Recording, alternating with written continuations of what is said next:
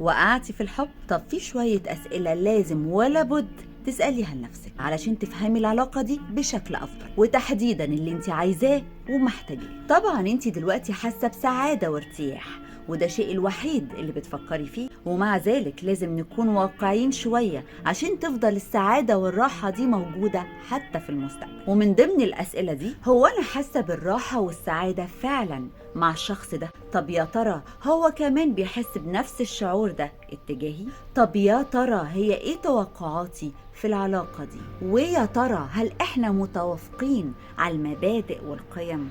طب يا ترى هل احنا على استعداد اننا نتعامل مع التحديات المحتملة في الارتباط ده؟ وايه طريقة حل اي مشكلات تحصل ما بيننا؟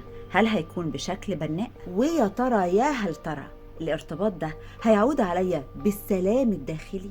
واهم نقطة، يا ترى بقى هكون واثقة في الشخص ده؟ والثقة هنا مش معناها انك تكوني خايفة انه يخونك في يوم من الايام، لا، دي ليها معاني كتير. انك تكوني واثقة انه قد المسؤولية، وتكوني واثقة انه هيكون سند ليكي ويساعدك على قد ما يقدر، وتكوني واثقة انه ما يهونش عليه زعلك في يوم من الأيام. لما نسأل نفسينا الأسئلة الصحيحة ونكون صادقين مع نفسينا، لازم نقيم إجابتنا بعناية لتحسين أو تغيير العلاقة دي. واوعوا تترددوا في انكم تطلبوا المساعدة من المقربين او المختصين لو كنتم محتاجين مساعدة في تحليل العلاقة واتخاذ القرارات المناسبة. وبس كده، كان معكم بسمة مجدي، اشوفكم على خير.